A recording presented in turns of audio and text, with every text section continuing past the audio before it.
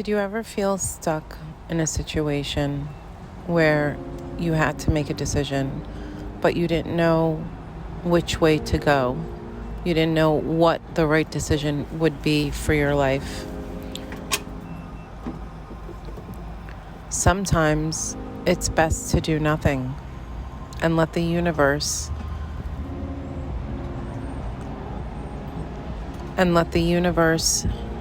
guide you on the path that's meant for you. What is meant for you will always find you. It will never pass you by. And what isn't meant for you, if you surrender, will leave your life. However, until you learn how to surrender and let go of the trappings of your mind, the universe will show you over and over again what it is that you need to release. That is what this sutra is about. In book 1, we have a sutra that would be enough because the rest of the sutras explain this one sutra. The sutra is Yoga Sita Vritti Nirodha.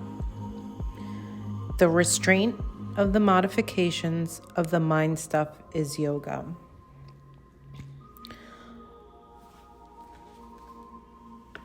Patanjali said that yoga is science, and the thing that we need to understand is that there are 8 limbs of yoga. So doing the poses is just one part of yoga. When we practice yoga, it has many different parts to make that one whole. The entire science of yoga is based on this one sutra. Yoga Sita Vritti Nirodha. The restraint of the modifications of the mind stuff is yoga. In this sutra, Patanjali gives the goal of yoga. And for a student who is focused and determined on accomplishing enlightenment, which is the goal of yoga, then this one sutra would be enough because the rest of them only explain this one sutra. If the restraint of the mental modification is achieved, one has reached the goal of yoga. And the entire science of yoga is based on this. Patanjali has given the definition of yoga and at the same time the practice. If you can control the rising of the mind into ripples, you will experience yoga.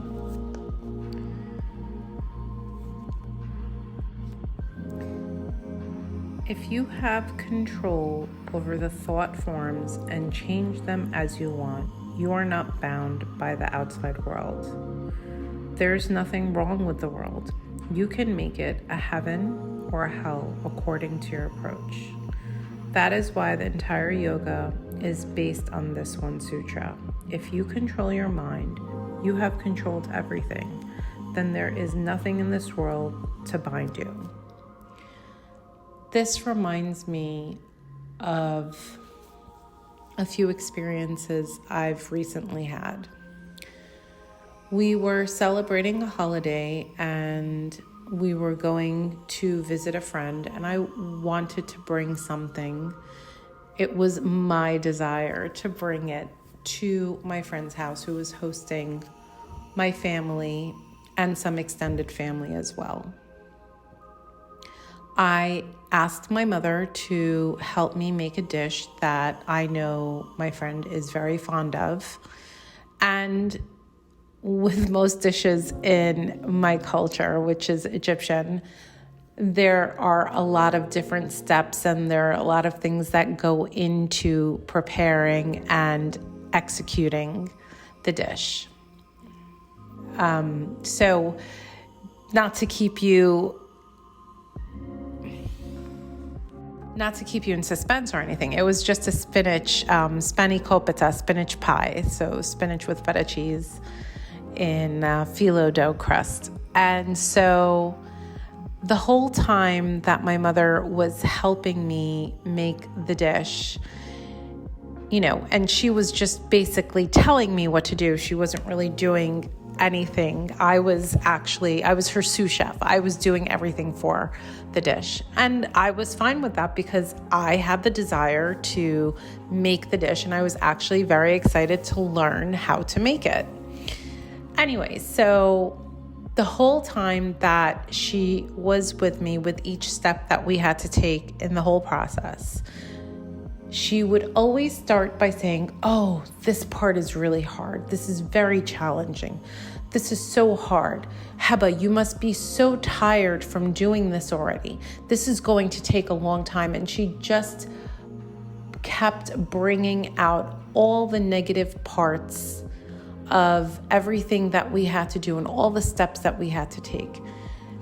And finally, it was starting to affect me in my mind, her negativity. And so finally I turned to her and I said, "It is only hard if you think of it as hard. Instead, let's enjoy this time together and teach me so I can learn how to make this, instead of telling me how hard and challenging it is. Let's just take it one step at a time." And so in doing that, it kind of quieted her mind, because her thinking was getting in the way of completing the dish. And it was starting to affect me because I was constantly hearing the negativity over and over again, much like my upbringing, by the way. It took a long time for me to change that way of thinking in my own mind. And sometimes I find it challenging where I'm faced with something that is burdensome or difficult, and I right away notice that I naturally am inclined to go into the negative way of thinking. And so I have to take another step and tell myself to stop and just take one step at a time so that I can accomplish the goal that I want to accomplish. Anyway, so like I was saying, in asking my mom to stop being negative and thinking about the hard or the difficulty of the steps that we had to take in making the dish, I asked her to stop and say, "Okay, we're just going to do each part one step at a time, slowly and methodically, so that we can complete and accomplish our goal before the end of the evening." So once I said that to her, I had to say it about 3 times. She finally stopped the negative parts of it, and she started to say the positive parts. "Oh, I'm really enjoying my time with you. I'm really happy that I'm here with you, making this dish for you. I hope that it turns out good. Would you like to try a piece to see if the filling is good?" So it became a more positive experience. And at the end of making the dish, I was definitely tired of standing on my feet. It took about 3 hours. However, I realized that in quieting the mind and practicing and focusing on the thing that I wanted to complete without allowing my thoughts to hinder me from getting to my goal, that the process was enjoyable. It was liberating to let go of the negativity for me. And it taught me how to better deal with my mother and the future experiences that I might have with her. Because for a very long time, I would dread spending time with her because of her negative way of thinking and being. And so it truly was the first time that I actually enjoyed myself. And it's because I liberated my mind from the burden of worrying about her negativity. I didn't allow her negativity to get in the way of my liberation. And this is just a small part. This is just a glimpse, 3 hours in my lifetime, right? But this sutra connects to this idea so much because it is really our way of thinking that either helps us achieve the goal, allows us to see the purpose, or hinders us. And of course, there are times when you can be in that spiral, downward spiral, that dark place, that shadow self. And maybe there's a purpose to that as well. At the end of the day, freeing yourself mentally from the things that hinder you will allow you to be liberated and allow you to achieve the goal that you're setting out to achieve. This conversation leads right into a sutra that I would like to talk about, Book 1, Sutra 16. Tat param puruja kayatar guna vaitrasnayam. When there is non-thirst for even the gunas, the constituents of nature, due to the realization of puruja, the true self, that is supreme non-attachment. So the detachment of the mind from its personal desires and enjoyment is the ordinary. The mind might want something, but having control, you tell the mind no, and it stays away. But in the higher non-attachment, you don't even think of attaching yourself. In other words, with the ordinary, you may be completely free from new things coming in to tempt you. But what will you do when the impressions that are already in your mind, the memory of having experienced something, will still be there? One way to help you achieve this non-attachment to the outcome of things, which doesn't mean to be indifferent, not caring, but more so not worrying about what the outcome will be, letting things just be what they should be.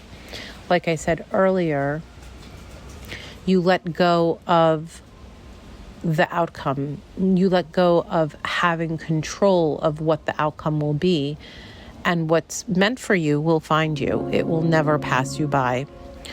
And a good way to help with your practice is through meditation. So we are going to practice a meditation to help clear your mind. Let's settle into a comfortable seated position or lay down, whatever feels comfortable for you. Lengthen your spine and relax your shoulders down your back and open your heart. Focus on every inhale and exhale.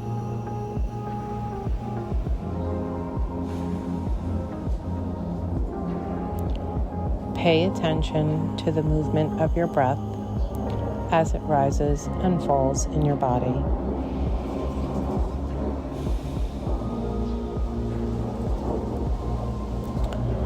Begin by drawing your attention to the sounds that are close by.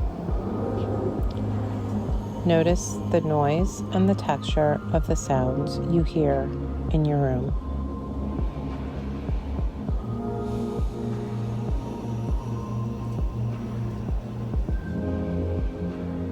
Connect to your breath.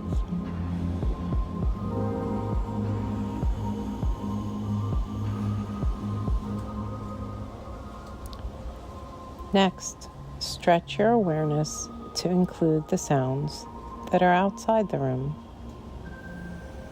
Be here with the sounds. Continue to connect to your breath, in through your nose and out through your nose as you listen to the faraway sounds.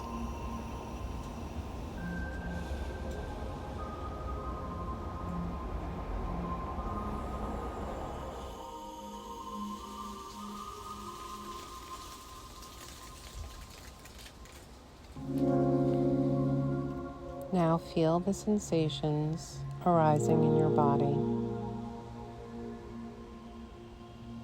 Draw your attention to the bottom of your feet, to your calves, to your thighs,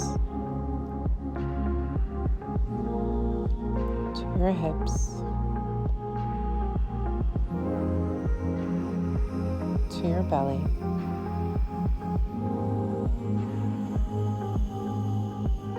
to your shoulders, to your heart, to your jaw,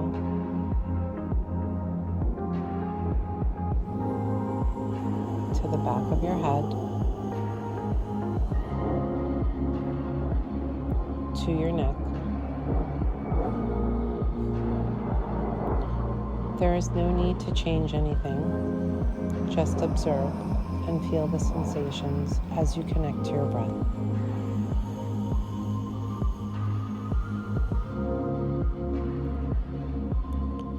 Finally, expand your awareness to your thoughts. Observe each thought without judging it as good or bad.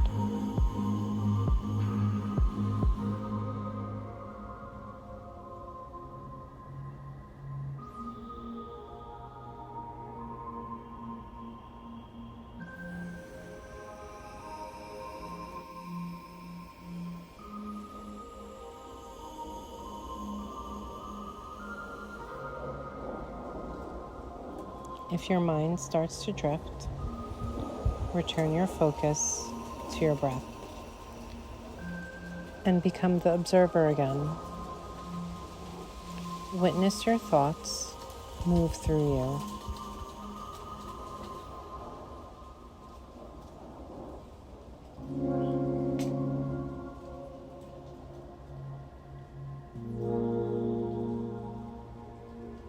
Continue to listen to the sound of your own breath.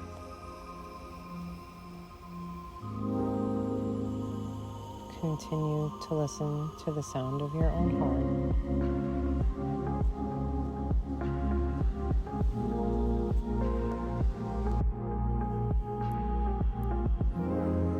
Come back to your thoughts. Notice what thoughts are entering your awareness, again, without judgment. With each new thought, say to yourself, I accept you thought, and then let it go. Let's stay here for a count of 10 breaths.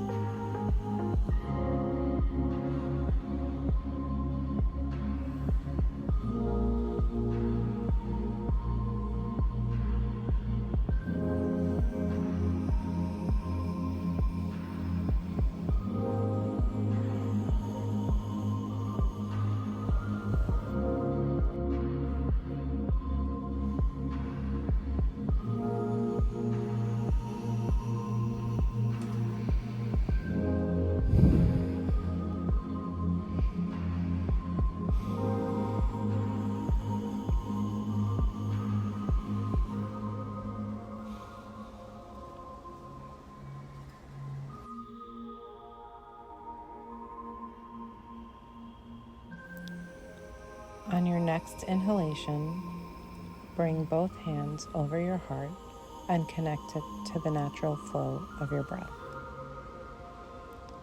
As you feel the rhythm of your heart beating beneath your hands, begin to connect with what you love and appreciate most about yourself. Say to yourself, I love you. From this place of self-love, call your whole and brilliant self forth by affirming who you want to be in this moment. I am inspirational. I am courageous. I am beautiful. I am healthy. I am whole. Include any affirmations here to help you cultivate self-love. As you do this, notice any sensations that are arising in your body as you continue to acknowledge and call forth who you really are. Continue to repeat one or multiple affirmations to yourself until they are integrated into your being.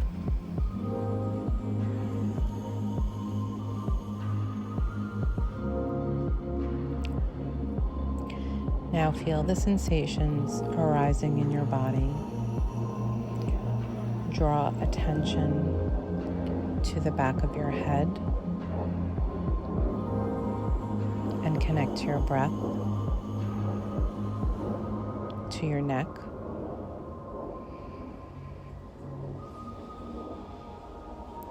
to your jaw,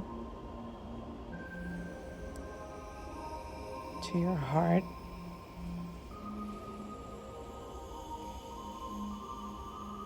to your shoulders,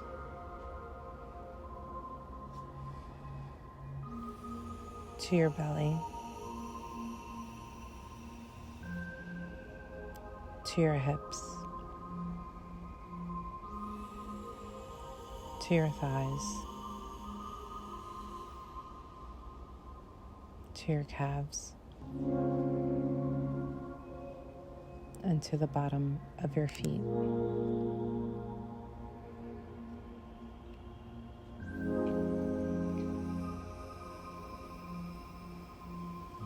Next, stretch your awareness to include the sounds that are outside of the room. Be here with the sounds and continue to breathe in and out as you listen to the faraway sounds.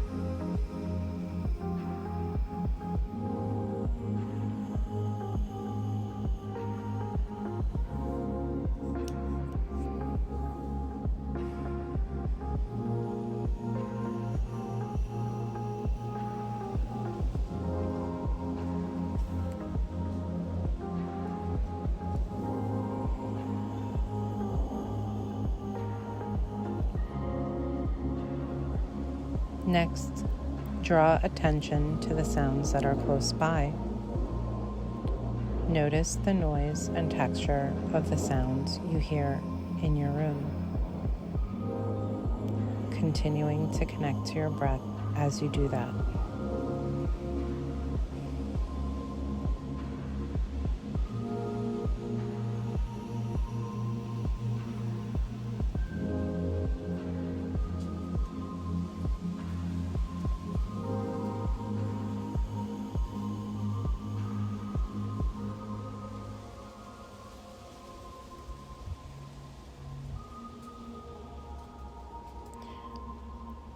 Next, focus on every inhale and every exhale and pay attention to the movement of your breath as it rises and falls in your body.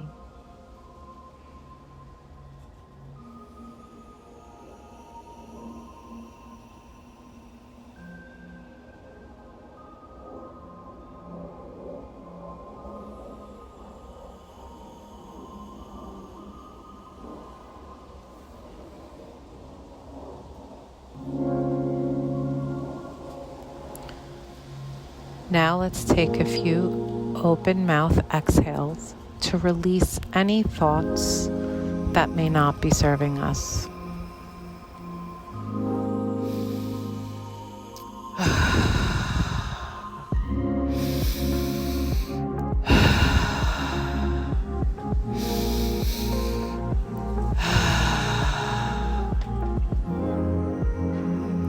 I hope this meditation and discussion of sutras can help you